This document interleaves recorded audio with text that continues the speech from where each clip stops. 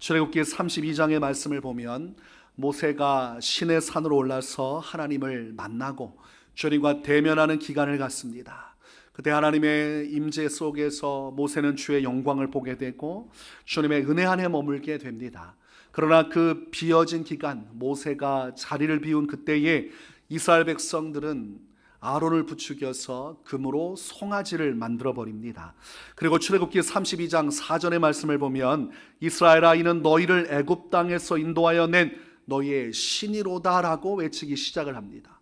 정작 하나님께서 은혜를 베푸셔서 출애굽의 역사를 이루고 계시고 장차 가나안 땅에 들어가게 하실 분은 하나님이신데 금송아지를 하나님의 자리에 가져다 놓고 금송아지를 숭배하기 시작을 한 것입니다.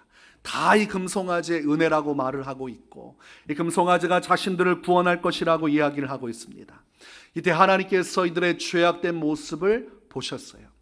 하나님은 어디에도 계시는 분이고 전능하신 분이기 때문에 모세와 함께 계시면서도 이스라엘 백성들이 하는 죄악의 모습을 보셨어요. 그리고 모세에게 이스라엘 백성들이 범죄하고 있음을 말씀해 주십니다. 너는 내려가라. 내가 애굽 땅에서 인도하여 낸 내 백성이 부패하였도다. 그들이 내가 그들에게 명령한 길을 속히 떠나 자기를 위하여 송아지를 부어 만들고 그것을 예배하며 그것에게 제물을 드리며 말하기를 이스라엘아, 이는 너희를 애굽 땅에서 인도하여 낸 너희 신이라 하였도다. 하나님께서 모세에게 말씀하셨고 모세가 들었어요. 하나님께서는 모세가 가지고 있는 이 돌판, 그 돌판 위에다가 십계명을 새겨주시고 그리고 백성들에게로 돌아가라 말씀하셨습니다. 아무것도 알지 못한 채 주의 말씀만 듣고 내려간 모세가 과연 진영을 보니까 백성들이 광란의 춤을 추고 있었고 그 중앙에는 금송아지가 있었습니다. 모세가 그 순간 격분해서 하나님께서 주신 이 십계명의 돌판을 집어 던지고 깨뜨려 버립니다. 그리고 백성들에게 가서 그 금송아지를 녹여서 부수어 가루로 만들어 버리고 백성들이 물에 타서 그것을 다 마셔버리게 합니다. 이때 하나님께서도 진노하셨고 하나님을 진노케 한 그 범죄로 인해서 모세도 격분을 할 수밖에 없었습니다. 그리고 나서 출애굽기 33장의 말씀을 보면 하나님께서 모세를 향해서 이스라엘 백성과 함께 가나안 땅으로 올라가라고 말씀하십니다. 그리고서 하나님께서는 나는 너희와 함께 가지 않겠다고 선언을 하십니다.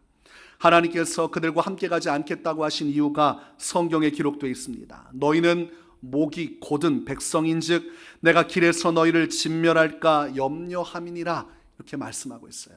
너희는 목이 곧은 백성이라서 분명히 앞으로 가는 길도 금송아지 사건처럼 내 말을 어기고 범죄하게 될 텐데 그러면 내가 너희를 살려두지 않고 전체를 다 진멸할 수밖에 없으니 차라리 너희끼리 올라가라, 이렇게 말씀하신 것입니다. 이스라엘 백성들의 이 고집, 완악함, 하나님이 무슨 말씀을 하시든 하나님이 무엇을 원하시든 그런 것들과 상관없이 자기들이 원하는 인생길을 살아가는 그들의 완고한 마음을 주님께서 목이 곧다고 말씀하고 계시는 것이죠. 오늘 본문 말씀에서도 하나님께서는 같은 맥락의 말씀을 이야기하십니다. 돌 같은 마음을 제거하고 살처럼 부드러운 마음을 주어 내 율례를 따르며 내 규례를 지켜 행하게 하리니라고 말씀하고 있어요. 여기서 돌 같은 마음을 제거하시겠다고 말씀하고 있습니다.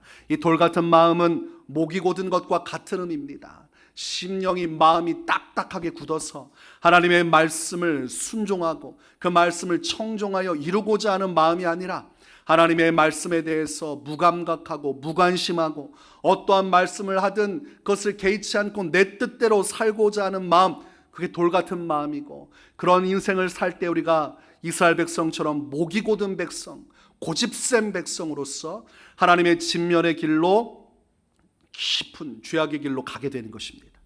그러므로 오늘 에스겔서 본문에서도 무엇을 주님이 강조하십니까? 살처럼 부드러운 마음을 갖는 것이 얼마나 중요한지를 말씀하고 있어요. 돌과 같이 딱딱한 심령, 그런 마음의 자세로는 하나님의 진노와 심판을 받을 수밖에 없고 하나님께서 진정으로 주시는 은혜와 축복을 얻으려면 그 심령이 변화되어져야 한다는 것입니다. 돌 같은 마음에서 부드러운 마음으로 목이 곧은 백성이 아니라 하나님의 말씀 앞에 언제라도 복종하고 순종하는 백성으로 그렇게 모든 마음의 것들이 변화를 받아야 한다고 말씀을 하고 있습니다. 신약 성경을 보면 세례 요한은 회개에 합당한 열매를 강조했습니다. 그 당시에 바리새인들과 서기관들은 자신들이 아브라함의 자손이라는 그런 자신감, 그런 자기 존중감이 넘쳐났어요. 우리는 아브라함의 자손으로서, 하나님의 언약 백성으로서, 선택받은 백성으로서 하나님이 우리 백성을 구원하신다, 우리에게 그리스도도 주시고 우리나라를 부국 강병하게 하실 것이고 우리에게는 하나님의 축복과 영원한 번영이 기다리고 있다는 자신감이 있었어요. 그런데 그 자신감이 변질되어서 죄악을 용납하는 마음과 생각으로 바뀌었습니다. 그래서 그들은 하나님의 말씀을 보고 듣고 하면서도 하나님의 말씀 앞에 무감각한 자가 되었어요. 그것을 예수님은 영적으로 맹인되었다고 말씀하셨어요. 말씀을 듣고 말씀을 읊조리고 가르치면서도 그 말씀과 상관없이 살고, 그러면서도 아무런 이상을 느끼지 않는, 영적으로 완전히 맹인되어서 하나님의 진노로 나가면서도 진노로 나가고 있다는 사실을 모르고 있었다는 것입니다. 그래서 세례 요한은 그들이 돌아와야 한다는 것을 알았기에 회개를 강조하고, 회개했다면 삶이 변화가 되는, 회개에 합당한 열매가 나타나야 한다고 강조했습니다.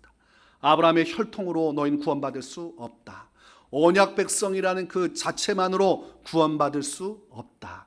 너희가 하나님을 믿는다면 그 믿음에 합당한 진실한 회개와 그 회개에 합당한 아름다운 변화된 삶의 모습이 나타나지 않는다면 너희는 아브라함의 자손이라도, 율법을 받은 선택받은 백성이라도 절대로 구원받지 못할 것이다. 하나님께서 너희를 지옥 심판에 던질 것이다. 이렇게 얘기한 것입니다.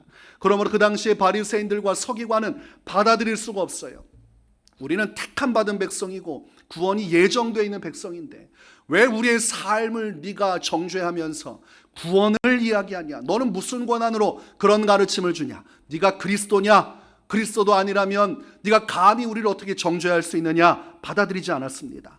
그런데 하나님의 말씀의 진리는 세례 요한과 함께하고 있었고, 말라기서에서 오리라고 한 세례 요한, 예수님 그리스도의 앞길을 준비하는 자가 세례 요한이었고, 그 당시 하나님의 구원의 메시지는 세례 요한을 통해서 부어지고 있었습니다. 그러므로 이 회개의 메시지를 듣고 진실로 회개한 자가 하나님의 구원에 참여할 수 있다는 사실이었고, 이때 회개하고 정말 주님 앞에 새 삶을 살기로 작정한 자들, 그들이 온전한 은혜의 길, 예수 그리스도의 십자가 길로 나아갈 수가 있었던 것입니다. 마태복음 3장 8절에서 10절을 보면, 그러므로 회개에 합당한 열매를 맺고 속으로 아브라함이 우리 조상이라고 생각하지 말라. 내가 너희에게 이르노니 하나님이 능히 이 돌들로도 아브라함의 자손이 되게 하시리라. 이미 도끼가 나무 뿌리에 놓였으니 좋은 열매를 맺지 아니하는 나무마다 찍혀 불에 던져지리라고 말씀하고 있습니다. 지금 도끼가 나무 뿌리에 놓였다는 것은 임박한 하나님의 심판을 이야기합니다.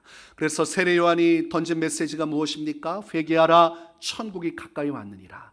회개하는 자에게는 구원이 가까이 온 것이지만 회개하지 않은 자에게는 심판이 가까이 오고 있다는 말씀이기도 합니다.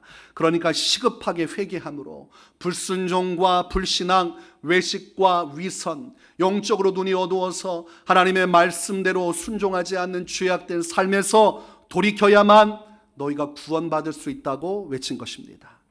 여러분, 하나님의 말씀이 얼마나 중요한지 몰라요. 예수님을 믿고 그 믿음 안에서 순종하는 길로 가는 것, 그것이 좁은 길이고 좁은 민이라고 할 수가 있습니다. 돌과 같이 딱딱한 마음을 가진 자는 절대로 하나님 앞에 말씀의 은혜를 받을 수 없을 뿐더러 그 말씀대로 순종하며 갈 수가 없습니다. 돌같이 완악한 마음을 가진 자는 바리새인과 서기관과 같아서 진리의 불빛을 예수님께서 그 당시에 비추어 주셨음에도, 영원한 생명의 길을 나타내 주셨음에도 그것을 받아들이지 않고 부정했습니다. 그러므로 돌 같은 심령을 가진 자에게는 구원이 임할 수가 없어요. 하나님의 말씀을 받아들이지 않는 자에게 어찌 주님의 구원의 영광이 임할 수 있겠습니까? 여러분, 누군가가 여러분에게 아주 귀한 조언을 주고 여러분 인생의 금보다 귀한 아주 중요한 메시지를 주고 있다고 한다면 정말 중요한 것은 무엇이겠습니까? 듣는 사람의 자세가 중요하겠죠. 아무리 좋은 조언을 내 눈앞에서 진정어린 마음으로 해주어도 내가 마음을 꽉꽉 닫고 완고하고 고집센 마음으로 그 사람의 말을 무시하거나 그 사람의 말을 듣고도 귀담아 듣지 않으려 한다면 그 아무리 좋은 조언도 의미가 없어요. 아무리 좋은 말이라도 내가 돌 같은 마음으로 그것을 거부하고 받아들이지 않고 완악한 마음을 가지고 고집 피우고 있으면 될 것도 되지 않는 것이지요. 그러므로 좋은 메시지가 중요하지만 그것을 듣는 자의 자세 또한 심각할 정도로 중요하다는 것입니다. 그래서 하나님께서 오늘 에스겔서 말씀을 통해서 부드러운 마음을 가져야 한다는 것을 강조하고 계십니다. 이것은 하나님의 말씀 앞에 열려진 마음의 자세를 가지고 말씀 앞에 서야 한다는 것입니다. 여러분, 가뭄의 때에 드디어 하늘의 문이 열리고 하늘에서 소낙비가 쏟아져 내려오기 시작했어요. 그러면 이 가뭄의 때 비가 내린다면 어떻게 해야 됩니까? 이 비를 받아서 그것을 식수로 사용하든 생활용수로 사용하든 어떻게든 간에 준비해야 되지 않습니까? 그런데 장독대의 뚜껑을 딱 닫아놓고 비가 오는 곳에다 가져다 두면 그 비가 장독대 안에 고입니까? 고이지 않습니까? 100년을 갖다 놔도 장독대는 텅텅 비어있고 소나기의 비가 멈추고 나서 또다시 가뭄이 이어질 때 장독대를 봤더니 아무것도 없어요. 그 안에 희망도 없고 소망도 없고 아무리 봐도 허한 장독대 안에 고통으로 절규하는 내 목소리만 맴돌 뿐입니다. 그러나 비가 올 때 우리가 장독대 뚜껑을 확 열어놓고 비가 오는 곳에다가 가져다 두면 가만히 내버려 두면 장독대 그 입구까지 빗물이 가득 고이게 돼요. 첨벙첨벙하는 그 빗소리에서 그것을 잘 보관했다가 언제든지 그것을 통해서 먹고 마시고 나의 생명의 생명수로 사용할 수가 있는 것입니다. 하나님 앞에서 신앙인의 영적인 자세, 마음의 태도도 똑같은 것이 내가 마음의 문을 활짝 열고 하나님의 말씀 앞에서 그 말씀을 받아들이고 수용하고 순종하려는 이 나의 심령의 이 장독대 뚜껑을 열어놓고 말씀 앞에 서야 하나님의 성령의 단비가 나의 심령을 적시고 나의 심령 안에 놀라운 은혜의 역사를 이루어 주시는 것입니다. 여러분, 개그맨들이 웃기기 힘든 부류의 사람들이 있습니다. 팔짱 끼고 한번 웃겨봐라, 이런 태도를 가지고 그 개그맨들 앞에 서 있으면 개그맨들이 당황하기 시작하고 말이 꼬여버리기 시작을 하고, 그리고 아무리 재치있게 한다고 해도 그 사람 마음 닫아버린 채로 앞에 있으면 웃길 재간이 없습니다. 그래서 개그 프로그램을 진행할 때도 프로그램 본편이 시작되기 전에 항상 먼저 내보내는 바람잡이가 있어요. 그 사람들은 앞에 나와서 사람들하고 소소한 대화를 나누면서 무엇을 촉구합니까? 마음의 문을 열어주기를 촉구를 해요. 열린 마음으로 조금 부족하더라도 여러분 함께 박수 쳐주고 함성도 해주시고 여기서 여러분들이 정말 좋은 에너지 받아갔으면 좋겠습니다. 그러면서 자기 개인기도 보여주면서 웃게 만들고 도움을 요청하고, 그래서 그곳에 있는 사람들이 마음의 문을 열고 한 마음으로 이 프로그램을 만들어갈 수 있도록 그렇게 준비를 하고 나면 본편에 막이 오르고 프로그램이 시작이 되는 거예요. 어떤 마음으로 참여하는지 그것이 프로그램의 생사를 결정할 만큼 중요하다는 것이지요. 하나님의 말씀 앞에 우리도 똑같은 것입니다. 완고한 마음, 돌 같은 마음 팔짱 끼고 그 말씀에 대해서 사모함도 없이 그저 관망하는 자세로 있다면 하나님께서 아무리 은혜를 주려고 하셔도 은혜를 온전히 받아 누릴 수가 없는 것입니다. 오늘 지금 하나님의 말씀이 선포되지만 각자마다 다른 마음의 자세를 가지고 있어요. 우리가 우리의 마음의 자세를 어떻게 하는지가 정말 중요하다면 우리는 열려진 마음, 부드러운 마음으로 주님의 말씀 앞에 서야 하고 더 나아가서 간절한 마음의 중심을 가지고 나가야 됩니다. 주님 앞에 마음의 문을 열고 주의 말씀을 듣기를 사모하고 정말 더없이 하나님께서 크신 은혜를 주시기로 작정하신 그 은혜를 받기로 사모하는 그 마음을 가지고 열린 마음의 간절함을 더할 때 하나님께서 우리에게 놀라운 은혜를 주실 수 있는 것입니다. 시편 42편 1절에서 이렇게 기록합니다. 하나님이여 사슴이 시냇물을 찾기에 갈급함 같이 내 영혼이 주를 찾기에 갈급하니이다. 다윗은 평생 동안 하나님 앞에 이 목마른 사슴과 같은 갈급함을 가지고 살아갔어요. 하나님의 말씀을 읊조리고 그 말씀 앞에서 마음의 문을 활짝 열고 하나님의 뜻이 무엇이고 내가 어떻게 살아가야 할 것인가, 하나님 말씀 앞에서 나는 어떠한 삶을 살아가고 있는가, 열려진 마음으로 말씀 앞에 서고 그리고 그 말씀을 간절히 사모하고 사모했어요. 여러분, 목마른 사슴이 온 산을 뛰어다니면서 시냇물을 찾는 그 모습을 그려보세요. 얼마나 절박하고 얼마나 간절합니까? 빨리 물을 마셔야 내가 소생하고 그래야 맹수가 올 때에 내가 힘을 내 도망가고 또 살아 생존할 수 있는데, 목숨을 걸고 물을 찾는 사슴의 이 간절함을 가지고 우리도 하나님 앞에 목마름을 가지고 나아가야 한다는 것입니다. 그렇게 될 때에 시편 23편 5절의 말씀처럼 기름을 내 머리에 부으셨으니 내 잔이 넘치나이다, 이 말씀이 성취가 되는 것입니다. 사무엘상 말씀을 보면 엘리 제사장은 나이가 들어서 노년의 때가 되었습니다. 그리고 자신의 처소에서 누워 잠을 청하고 있었습니다.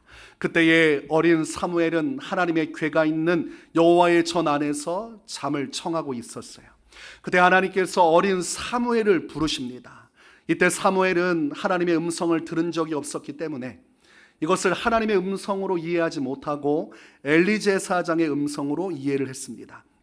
그래서 그 음성에 화답해서 즉시 엘리 제사장에게로 갔지만 엘리 제사장은 영문을 알 수가 없는 것입니다. 그래서 나는 부르지 아니하였으니 다시 누우라고 되돌려 보냅니다. 그리고 또 하나님께서 사무엘을 부르셨고 사무엘은 또 엘리 제사장이 부르는 줄 알고 불이 나게 가서 그 앞에 섰지만 두 번째도 부른 적이 없다는 말만 들을 뿐입니다. 그리고 세 번째로 똑같은 일이 발생하게 될 때 엘리 제사장은 그때야 깨닫게 됩니다. 하나님께서 사무엘을 부르고 계시는구나. 그때의 엘리 제사장은 어린 사무엘에게 아주 중요한 것을 가르쳐 줍니다. 사무엘상 3장 9절에서 엘리가 사무엘에게 이르되 가서 누웠다가 그가 너를 부르시거든 내가 말하기를 여호와여 말씀하옵소서 주의 종이 듣겠나이다 하라 하니 이에 사무엘이 가서 자기 처소에 누우니라고 되어 있어요. 사무엘아, 혹시라도 하나님께서 너를 부르시면 그때 너는 대답하기를 여호와여 말씀하옵소서 주의 종이 듣겠나이다, 그렇게 꼭 대답해야 한다 가르친 것이죠. 그리고 역시 사무엘이 누워있을 때 하나님께서 사무엘을 부르십니다. 사무엘아 사무엘아. 그때에 이 사무엘이 배운 그대로 적용을 해요. 말씀하옵소서 주의 종이 듣겠나이다. 하나님 어떤 말씀을 하시든 제가 종으로서 주의 말씀을 듣고 순종하겠습니다. 이런 신앙의 고백을 할 때 하나님께서 그때로부터 엘리 제사장의 집안에 내릴 하나님의 심판을 어린 사무엘에게 있는 그대로 다 말씀해 주기 시작을 하십니다. 여러분, 이 세상 살면서 우리가 누구의 말에 귀를 기울이고 누구의 말을 받아들이는지가 우리 인생을 결정하게 되어 있습니다. 그래서 좋은 멘토, 좋은 인격자, 좋은 사람을 만날 때 그 말을 듣고 따라갈 때 우리 인생이 펼쳐지게 되어 있어요. 그러나 사기꾼 만나서 사기꾼의 말에 귀를 기울이고 사기꾼의 말 따라가면 인생은 반드시 망하게 되어 있습니다. 처절하게 망하게 되어 있어요. 그러므로 우리가 그런 측면에서 우리의 인생 여정을 영적으로 보자면 우리가 들어야 할 말씀은 하나님의 말씀입니다. 우리의 창조주가 되시고 구원자가 되시고 장차 심판자가 되실 하나님의 말씀보다 더 중요한 것은 있을 수가 없습니다. 그러므로 하나님께서 말씀하실 때에 사무엘과 같은 자세를 가지고 설 수 있어야 됩니다. 하나님 말씀하옵소서 주의 종이 듣겠나이다. 하나님, 주님의 말씀이 생명이고 내게는 가장 귀중한 것이오니 어떤 말씀을 하시든 내가 그 말씀을 받아들이고 순종하는 길로 가겠습니다. 이런 마음의 고백이야말로 오늘날 예수님을 믿는 믿음의 성도들에게 있어서 가장 중요한 신앙의 고백이라고 할 수가 있겠습니다. 여러분, 눈은 마음의 창이란 말이 있어요. 마음이 어떠하면 그게 눈으로, 눈빛으로 표현이 된다는 것입니다. 그래서 위험한 사람들은 딱 눈빛을 보면 눈빛이 어떻습니까? 심상치가 않아요. 길 지나다가 눈빛이 이상한 사람 보이면 피하셔도 무방합니다. 눈빛 이상한 사람은 그 마음이 이미 문제가 생긴 것이. 그래서 술에 완전히 취해버리면 무엇이 완전히 바뀌어요? 눈빛이 바뀌어버려요. 그래서 그 안에 숨겨졌던 모든 죄성과 죄악된 것들이 그 두 눈에 또는 입술로 나타나게 돼 있어요. 신앙도 똑같습니다. 내가 가지고 있는 심령의 태도가 나의 눈빛을 정하는 것이, 하나님의 말씀을 들을 때 그 말씀에 대해서 열린 마음을 가지고 주님이 말씀하시면 내가 듣겠다는 자세로 정말 목마른 사슴과 같이 사모하는 마음으로 말씀 듣는 자는 눈빛이 다릅니다. 이제 이때부터 눈빛을 관리하셔야겠죠. 눈빛이 달라요. 설교하면서 눈빛을 보면 알 수가 있어요. 저분은 마음의 문을 열고 듣고 있구나, 저분은 마음의 문을 꽉 닫고 있구나. 눈빛 가운데 기대감이 없고 소망이 없고 다른 생각과 다른 수많은 염려에 몰두해 있어요. 그리고 자연스럽게 앞을 보지 아니합니다. 여러분, 저를 보셔야 됩니다.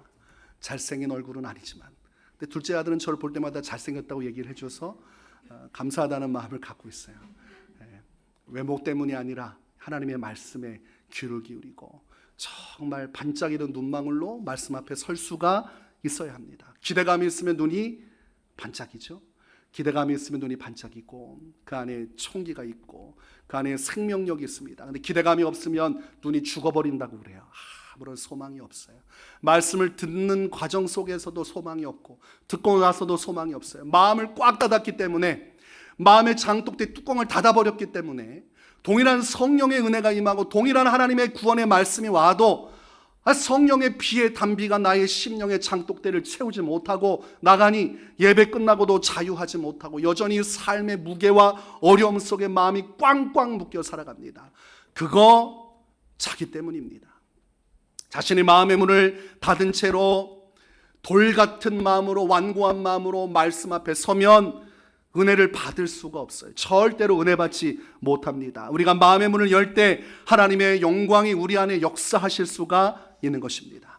사도행전 17장의 말씀을 보면 바울이 데살로니가에서 복음을 전하다가 유대인들의 시기로 말미암아 큰 봉변을 당할 위기에 처하게 됩니다. 그래서 데살로니가 지역을 그 믿음의 형제들의 도움을 받아서 피신하여서 베레아 지역으로 넘어가게 됩니다. 베레아에 가서도 동일하게 하나님의 말씀을 전합니다. 그런데 베레아 사람들은 마음의 문이 열려진 사람이었고 영적인 사모함이 있는 사람들이었어요. 그래서 이 복음을 믿고 받아들였습니다. 사도행전 17장 11절과 12절을 보면 베레아에 있는 사람들은 데살로니가에 있는 사람들보다 더 너그러워서 간절한 마음으로 말씀을 받고 이것이 그러한가 하여 날마다 성경을 상고함으로 그 중에 믿는 사람이 많고 또 헬라인의 귀부인과 남자가 적지 아니하나라고 되어 있습니다. 지금 데살로니가에서도 복음을 전했고 베레아에서도 복음을 전했어요. 똑같은 복음을 똑같은 사람이 다른 지역에서 전했는데 반응과 결과가 달랐다고 하고 있고 성경은 그것이 그들의 마음의 태도와 관련이 있다고 말씀하고 있습니다. 너그러운 마음으로, 열려진 마음으로, 간절한 마음으로 말씀을 듣고 성경 말씀을 계속해서 살피고 묵상하면서 이 진리를 알고자 하는 그 마음속에 하나님의 성령의 역사가 감동하사 그들로 하여금 예수님 믿고 구원받는 길로 인도해 주셨다고 되어 있습니다. 여러분, 우리가 어떠한 자세로 하나님의 말씀 앞에 서는가가 얼마나 중요한지를 극명하게 나타내주는 부분이라고 할 수가 있겠습니다. 같은 예배에서 같은 목회자의 설교를 듣고 똑같은 메시지를 들으면서도 누군가는 그 안에서 하나님을 만나고 믿음의 사람으로 승리하며 살아가는데 어떤 사람은 하나님을 만나지도 못하고 삶의 고통과 괴로움 속에서 헤매고 방황하며 살아가요. 누군가는 성숙을 이루는데 누군가는 신앙이 추락하기 시작을 해요. 왜 똑같은 말씀을 똑같이 듣고 있는데 서로 다른 삶의 양상이 나타납니까?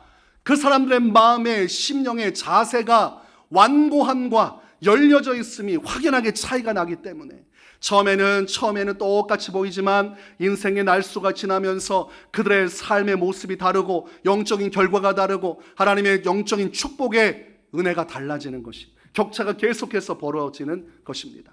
그래서 먼저 된 자가 나중되고 나중된 자가 먼저 되는 거예요. 뒤늦게 예수님을 믿었는데 열린 마음으로 주의 말씀을 날마다 사모하고 은혜 받기를 사모해서 주의 전에 나와 말씀 듣고 혼자 말씀 묵상하고 그 말씀에 순종하면서 그 열린 마음으로 말씀 앞에 서는 자는 신앙이 엄청난 속도로 성숙하고 성장하기 시작해서 기꺼이 예수 그리스도를 향해 자기의 인생을 드리면서 주님과 동행하는 길로 가요.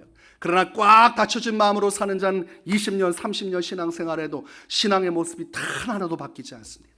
마음을 꽉 닫아놔서 하나님의 말씀이 쏟아져도 듣고 싶은 것은 듣고 듣기 싫은 것은 다 내뱉어 버리는 것이, 잠깐 뚜껑을 열었다가 닫아버리니까 하나님의 말씀이 공정하게 내려도 듣고 싶은 것만 듣다 보니까 그 은혜의 역사가, 회개의 역사가, 결단을 통해 순종할 때 이루어지는 주님의 구원의 역사가 일어나지 않는 것입니다. 말씀은 단기적인 것으로 쓰는 것이 아니라 장기적인 것입니다. 그 말씀을 듣고 내가 순종할 때 당장 어떤 일이 일어나지 않아도 우리가 꾸준히 그 말씀을 따라 순종하면 그 순종 속에서 하나님이 다 설명을 해주지 않으셔요. 그러나 순종하며 갈 때 주님의 놀라운 섭리가 말없이 우리의 인생 가운데 그 말씀대로 이루어지도록, 말씀대로 성취되도록 합력해서 선을 이루십니다. 하나님은 말씀을 많이 하시는 분은 아니지만 신실하신 분이라서 우리에게 다 설명하지 않아도 우리가 그 말씀대로 살아갈 때 성령의 은혜를 통해 가장 좋고 선한 길로 인도해 주시는 것입니다. 그러므로 우리 신앙의 결국, 나의 믿음의 현재, 그것은 내가 말씀 앞에서 어떤 마음의 중심으로 어떻게 서 있는가가 판가름을 한다고 하면 지금 말씀을 듣는 여러분의 신앙의 중심이 너무나도 중요하다는 것입니다. 요한계시록 3장 20절 말씀에 예수님께서 말씀하십니다. 볼지어다 내가 문 밖에 서서 두드리노니 누구든지 내 음성을 듣고 문을 열면 내가 그에게로 들어가 그와 더불어 먹고 그는 나와 더불어 먹으리라. 영적인 원리를 말씀하고 있어요. 예수님께서 문고리를 잡고 문을 부시고 들어와 가지고 우리에게 은혜를 주시고 구원을 주신다고 말씀하십니까? 아니면 밖에서 정중하게 예의를 지킨 채로 우리의 문을 두드리고 우리가 문을 열 때 들어와서 역사하신다고 말씀하십니까? 이거 굉장히 중요한 것입니다. 내가 마음 닫고 있어도 주님 문 부시고 들어와서 은혜 주시고 알아서 내 목더미를 끌고 천국으로 끌고 가십니까? 주님은 절대로 그렇게 하지 않습니다. 하나님은 우리의 마음의 문을 녹화하세요. 그리고 사무엘을 부른 것처럼 부르시는 거예요. 그때 내가 마음의 문을 열어야 되고 예수님 오시옵소서. 지난주 우리가 영접하는 기도를 했지만 정말 믿음으로 기도하면 예수님께서 진실로 우리의 마음의 문을 열었을 때 그 안에 들어와서 함께 거하시는 것이. 그래서 사람이 귀신을 부르면 귀신이 옵니다. 그래서 무당들이 귀신 찾으면 귀신이 와요. 실제로 귀신이 와서 역사해요. 제사 드리지 말라는 것이 제사하면 귀신이 옵니다. 그래서 귀신 부르면 귀신이 와요. 그러나 하나님을 부르고 하나님을 찾으면 하나님께서 오시고 성령을 갈망하면 성령이 오셔요. 영적인 원리입니다. 우리가 하나님 앞에서 열린 마음으로 주의 말씀을 받고 주의 말씀 안에서 주님을 찾고 찾으면 그 살아계신 하나님의 말씀이, 살아계신 하나님의 영광이 우리의 삶 가운데 찾아오셔서 아무리 우리 인생이 지금까지 어둠이었어도 하나님의 말씀 안에 거하면 빛이 비추어지기 시작하고 살아계신 하나님의 영광이 우리의 인생을 붙들어 주시고 우리를 지켜주시고 보호해 주시고 우리를 안전하도록 천국에까지 인도해 가시는 것입니다. 그러므로 다친 마음으로 신앙생활 백날 해봤자 헛수고입니다. 결국은 바리새인들과 서기관들만 교회 안에 가득해요. 듣고 싶은 설교만 듣는 사람들은 서기관과 바리새인의 길로 가는 것입니다. 그러나 예수 그리스도 안에서 제자들은 예수님의 책망도 받고 예수님의 꾸지람도 받고 예수님의 칭찬도 받았어요. 소아시아 7교회는 예수님의 칭찬도 받고 예수님의 책망도 받았습니다. 어떠한 말씀이든 주님 말씀하옵소서 우리가 듣겠나이다. 그 말씀 안에서 책망받을 때는 회개하고 칭찬받을 때는 기쁨으로 더 열정적으로 신앙의 길을 갈 때 열려진 그 심령 속에 하나님의 나라 역사가 이루어지는 것이죠. 그러므로 여러분 하나님의 말씀 앞에서 여러분 마음의 문을 활짝 여시고 어떤 말씀이든 내가 다 수용하고 내가 다 받아들이고 그 말씀대로 순종하겠다는 부드러운 심령을 가지시기를 바랍니다. 그리고 그 심령을 하나님 앞에 간절히 원하고 이 돌 같은 나의 마음을 주님 변화시켜 주셔서 신앙생활하면서 단 하나도 변화되지 않고 내가 하고 싶은 대로 내 욕망과 정욕을 따라 살아가는 이 거짓된 신앙 이제 그만하고 주님 앞에서 정말 주님의 말씀하실 때 언제라도 주님의 피리 소리에 춤을 추고 주님께서 말씀하실 때 애곡 소리에 같이 슬퍼하는 하나님의 성령의 인도하심과 하나님 나라 역사에 참여하여 주의 인도하심 안에 머무는 정말 부드러운 심령을 달라고 그렇게 여러분 기도하고 기도해야 합니다. 그럴 때 성령의 권능이 임하게 되죠. 히브리서 4장 12절 하나님의 말씀은 살아있고 활력이 있어 좌우의 날선 어떤 검보다도 예리하여 혼과 영과 및 관절과 골수를 찔러 쪼개기까지 하며 또 마음의 생각과 뜻을 판단한다고 되어 있어요. 하나님의 말씀은 살아있고 활력이 있다고 되어 있습니다. 그래서 심령을 고치고 치유하고 변화시키고 새롭게 하고 하나님의 뜻 안에 거할 수 있는 힘을 주신다고 되어 있어요. 그러므로 우리가 열려진 마음으로 말씀을 받아들이고 말씀 앞에 서게 될 때 그 말씀 자체가 능력이기 때문에 그 말씀에 열린 마음으로 다 수용하고 복종하고자 하면 성령의 역사가 말씀 속에서 나를 고치시고 치유하시고 회복시킴으로 나를 새로운 존재로 하나님의 은혜의 길로 이끌어 가신다고 되어 있어요. 그러므로 우리가 열린 마음으로 주의 말씀 앞에 서는 것이 우리의 신앙의 승패를 좌우하게 되는 것입니다. 그리고 우리가 말씀을 듣고 나서 최종적으로 고백해야 할 것이 있습니다.